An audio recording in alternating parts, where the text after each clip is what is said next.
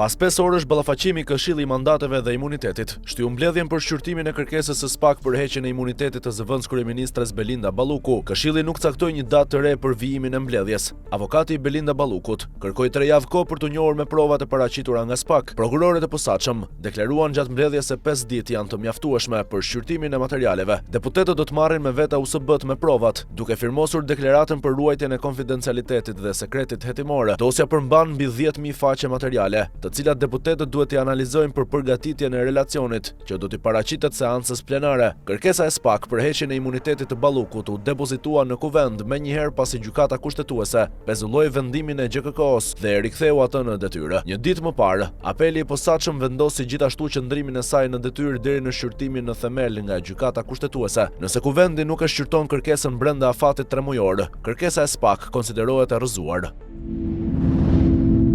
Kreu i grupit parlamentar të PD Gazmend Bardhi foli për mediat pas përfundimit të mbledhjes së sotme të Këshillit të Mandateve. Mbledhja e Këshillit të Mandateve për Belinda Ballukun u shty pa caktuar një datë se kur do të rimblidhen sërish. Pas përfundimit të mbledhjes, Gazmend Bardhi tha se do të kërkojnë siç u një rregullorja e kuvendit mbledhjen e Këshillit të Mandateve të hënën ose të martën. Rama nuk e ka vendosur ende se çfarë do të bëjë me Ballukun, që të shohë deri ku shkon përgjegjësia e tij dhe çfarë të dhënash ka për atë në dosje, tha Bardhi.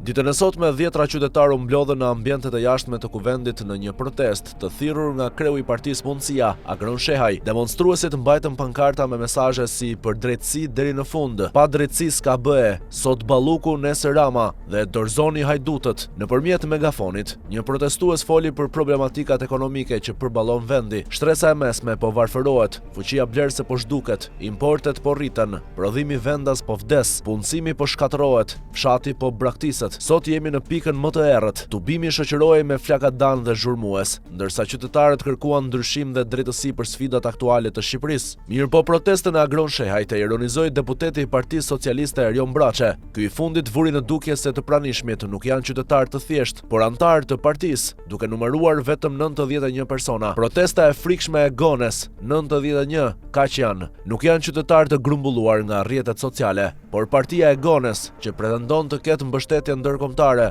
dhe të përfitojë nga veprimet e drejtësisë.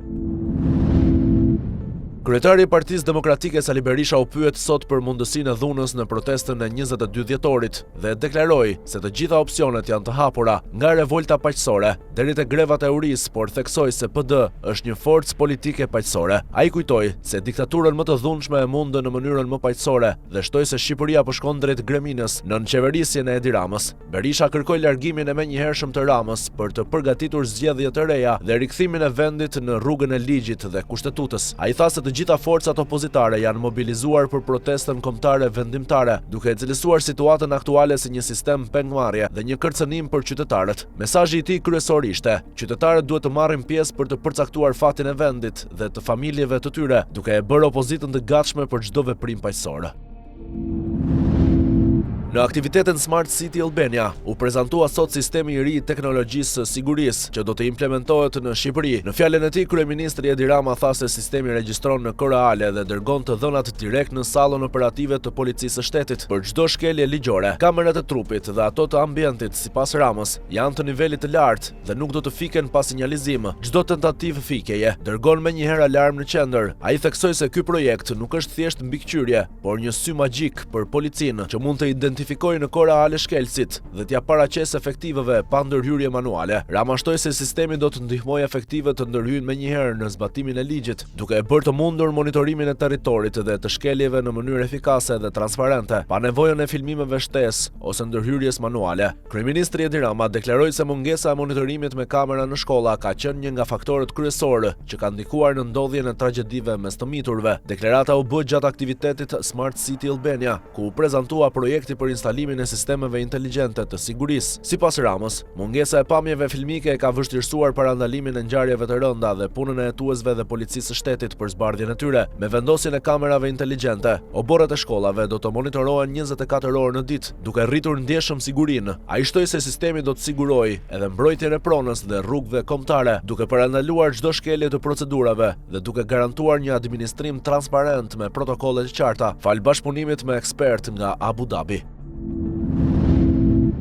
Banka e Shqipërisë planifikon vitin e ardhshëm të tërheqë nga tregu 330 deri në 450 milion euro, rreth 100 milion euro më shumë se në 2025-ën, për të forcuar rezervat valutore dhe për të stabilizuar kursin e këmbimit. Parashikohen rreth 26 ankande, me ndërhyrjet më të mëdha gjatë verës, kur prurjet valutore janë më intensive. Euro ka prekur së fundmi minimumin historik prej 96.5 lek, duke ndikuar nga flukset e valutës nga turizmi, rreth 4.5 miliard euro në 9 muaj.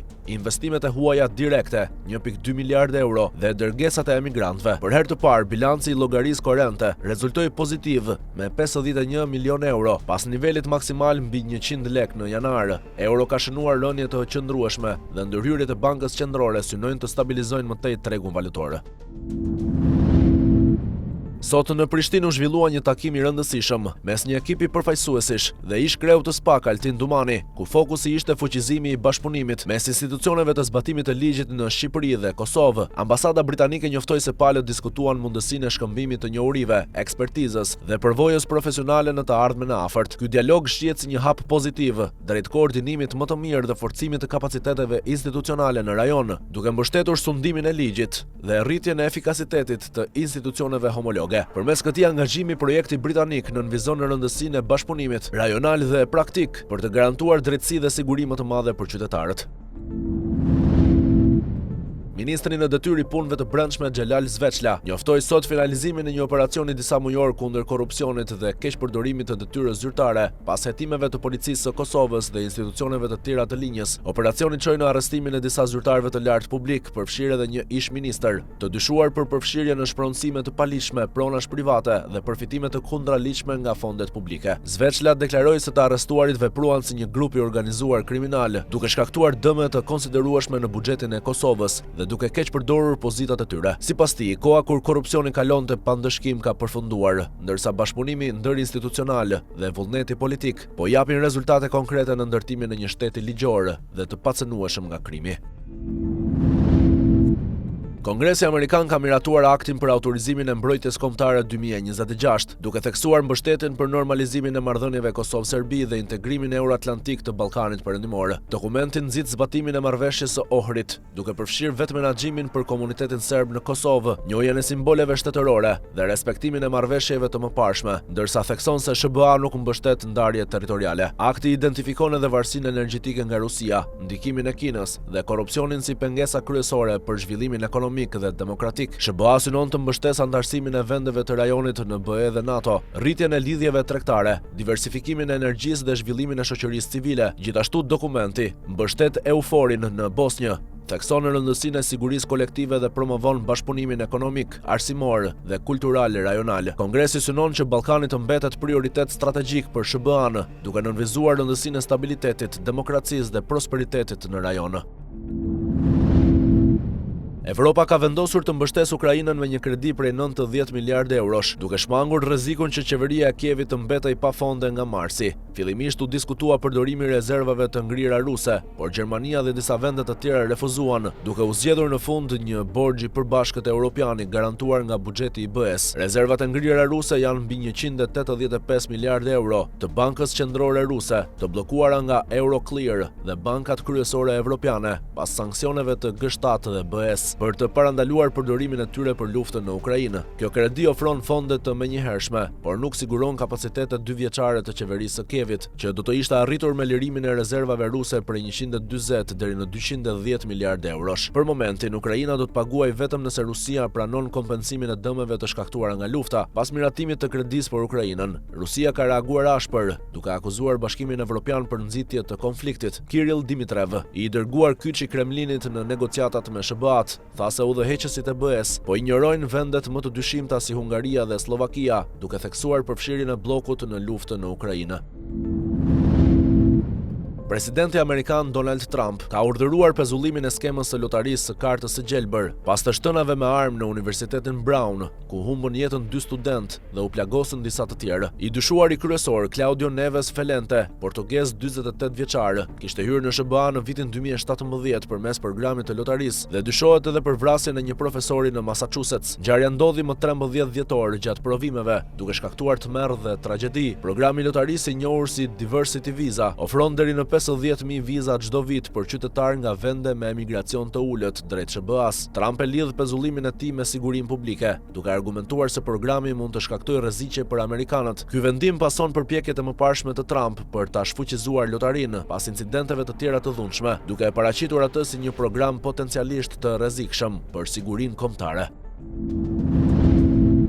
Futbollistët e kombëtarës së Shqipërisë po afirmohen për arenën ndërkombëtare jo vetëm për paraqitjet, por edhe për pagat e larta që marrin në klubet e tyre. Elseid Hysaj kryeson listën të Lazio me 3.5 deri në 3.7 milion euro në sezon. Pas tij, Marash Kumbulla te Roma përfiton 3.2 deri në 3.4 milion euro, ndërsa Ernest Muçi ka rritur pagën te kampionati turk me 2.8 deri në 3 milion euro. Armando Broja tek Burnley përfiton 2.34 milion euro, ndërsa Cristian Aslani te Torino merr 1.8 deri në 2 milion euro në sezon. Ndjekin Nedim Bajrami 1.6 deri në 1.8 milion euro, Gjimshiti 1.7 milion euro, Mario Mitaj te Ali Ittihad 1.5 milion euro dhe nga La Liga Ivan Balliu 1.2 deri në 1.4 milion euro. Listën e mbyll Ardian Ismaili te Empoli me 1.2 milion euro vjetore. Ky tregues tregon forcën në rritje të futbollistëve shqiptar në nivele ndërkombëtare.